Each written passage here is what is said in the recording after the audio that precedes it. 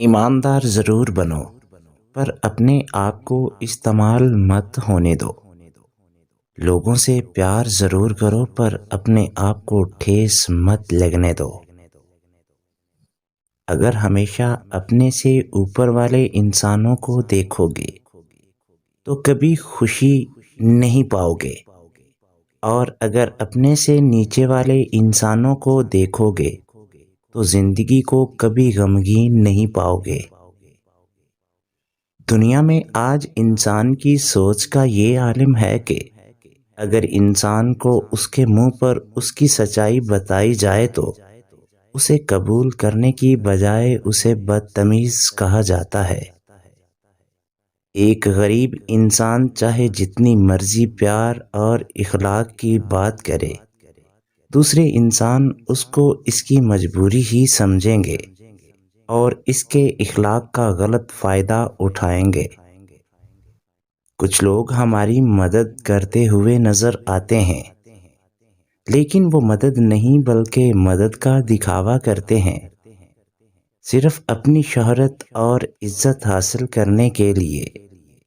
یہی وجہ ہے کہ جو وعدہ وہ کرتے ہیں ان کو پورا نہیں کر پاتے۔ اگر ہم چاہیں تو ہم بہت کچھ کر سکتے ہیں۔ ضرورت ہے تو صرف ایک قدم آگے بڑھانے کی، ایک قدم اٹھانے کی۔ ضرورت ہے ہمت کی، محنت کی، ایمانداری کی اور جنون کی۔ اس دنیا میں اکیلے چلنا سیکھ لو۔ کسی سے مشورہ مانگو گے تو مفت میں مل جائے گا، لیکن اگر کسی سے مدد مانگو گے تو مدد مانگنے پر پچھتاؤ گے۔ آج مدد کے نام پر بھی دھوکے دیے جاتے ہیں، آج اپنے ہمدرد بھی ہمیں درد دیے جاتے ہیں۔ دو باتیں ایسی ہیں جو کسی مرد میں ہوں تو سمجھ جاؤ وہ بہت نایاب ہے۔ بیوی کا خیال رکھنے والا ہو اور اس کی ضرورت کو اپنا فرض سمجھے، جو خود تکلیف اٹھا کر بیوی، بچوں اور گھر والوں کو آرام پہنچانے کی کوشش کرتا رہے۔ شوہر کے لیے بیوی سے بڑھ کر اور بیوی کے لیے شوہر سے بڑھ کر کوئی دوست نہیں ہو سکتا۔ مرد کا امتحان عورت سے ہے اور عورت کا امتحان پیسے سے ہوتا ہے۔ محبت کے پھول تقسیم کرنے والوں کے دامن کبھی بھی خوشیوں سے خالی نہیں ہوتے۔ آزمائشیں انسان کا حوصلہ بلند کرنے کے لیے آتی ہیں۔ صبر اور برداشت کرنے والوں کے اللہ تعالیٰ ضرور مدد کرتا ہے۔ ایک مان ہی تو ہوتا ہے جو آپ کو ہر کسی پر نہیں ہوتا، کسی بہت خاص پر ہوتا ہے۔ اگر وہ آپ کا مان توڑ دے تو آپ ایسے ٹوٹتے ہو کہ پھر جوڑنا مشکل ہو جاتا ہے۔ اگر عورت اچھی ہے تو ریاست بھی اچھی ہوگی، اگر وہ خراب ہے تو ریاست بھی خراب ہوگی۔ جس طرح ستون کو دیکھ کر کسی عمارت کی مضبوطی کا اندازہ کیا جا سکتا ہے، اسی طرح معاشرہ بھی عورت کی حیثیت کو دیکھ کر قوم کی عظمت اور سربلندی کا اندازہ بآسانی کیا جا سکتا ہے۔ اگر عورت ہی معاشرے کی بنیاد ہے تو اس بنیاد کو مضبوط کرنے پر توجہ کیوں نہیں دی جاتی؟ ظہور اسلام سے پہلے عورت کی زیب و حالی سے ہر ایک واقف ہے کہ اس کی حیثیت پیر کی جوتی کے برابر بھی نہیں تھی۔ پھر ایک روشن زمانہ آیا۔ اسلام نے کہا عورت کو خرید و فروخت کا سامان مت بناؤ، اور موت کے بعد اسے اس طرح مت تقسیم کرو جس طرح تم وراثت کی دیگر چیزیں تقسیم کرتے ہو۔ اگر یہ ماں ہے تو اس کے قدموں تلے اپنی جنت تلاش کرو، اگر یہ بیٹی ہے تو اس کی بہترین پرورش کے عوض تمہیں جنت کی بشارت دی جاتی ہے۔ اگر یہ بہن ہے تو اس کے باعث تم صدقہ و جہاد کے ثواب کو حاصل کرو گے، اور اگر یہ بیوی ہے تو یہ تمہارا لباس ہے، تمہیں ڈھانپ لینے والی اور تمہاری تمام ترکشیوں پر پردہ ڈال کر تم سے محبت کرنے والی۔ عورت میں دو باتیں ہوں تو وہ بے وفا نہیں ہو سکتی۔ نمبر 1، مصیبت کے وقت ساتھ فائدہ مند مشورہ تھا تو سب لے آنے کا انتظار بیوی کر رہی ہوتی، اور جب وہ آتے ہیں کوئی بیوی اس کی گاڑی کا ہارن جان لیتی ہے، کوئی بھائی کی آواز سن کر، کوئی دروازے کی دستک سے کوئی اور نہیں پہچان لیتی، میاں کی پیاری سی آواز اسے ہر آواز سے پیاری لگتی ہے۔ بے شک وفادار اور ساتھ نبھانے والا شوہر کسی نعمت سے کم نہیں۔ بیوی سے اپنے والدین کی عزت کی توقع کرنے سے پہلے بیوی کے والدین کی عزت کریں، تاکہ بیوی بھی خوشی سے آپ کے والدین کی عزت اور خدمت کرے۔ مردوں کو چاہیے کہ اپنی بیگمات کا احساس کیا کریں، ان بیچاریوں کی تو ساری زندگی ہی ہوتی انہی کے خاطر اپنا سب کچھ چھوڑ چھاڑ کر آتی ہیں۔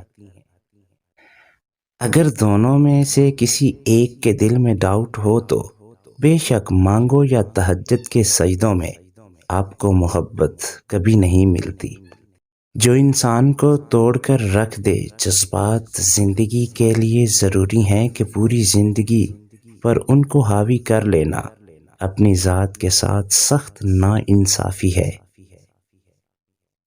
زندگی کے سفر میں کوئی شجر سایہ دار نہیں ہوتا، لہٰذا تو حد تک رکھا کریں، ورنہ امید بر وجود ریزہ ریزہ ہو جاتا ہے۔ صبر کے کچھ گھونٹ اتنے کڑوے ہوتے ہیں کہ پوری زندگی کی مٹھاس چھین لیتے ہیں۔ جن لوگوں کو ہم اپنا قیمتی سرمایہ سمجھیں، جب وہ لوگ کھوٹے سکے سے بھی بدتر نکلتے ہیں تو ہماری بے بسی کی انتہا عروج پر چلی جاتی ہے، زندگی بہت آسان ہو جاتی ہے۔ آپ لوگوں کو اپنی ذات کے بارے میں صفائیاں دینا بند کر کے اپنی کام پر دھیان دینے لگ جاتے ہیں۔ جو شخص غصے میں یا ناراضگی میں آپ کی خوشیاں، آپ کے دکھ اگنور کر دے، چھوڑ دے، وہ آپ کا کبھی ہو ہی نہیں سکتا۔ جس کی نظر میں محبت لباس نہیں ہوتا ہے، اس کی نظر میں کوئی فرق نہیں ہوتا۔ وقت گزر جاتا ہے، بحران کتنی شدید ہو ختم ہو جاتے ہیں۔ اندھیرا کتنا ہی گہرا اور مایوس کتنی ہی لمبی ہو، رحمت آ ہی جاتی ہے، آزمائش کا دور ختم کر دیتا ہے۔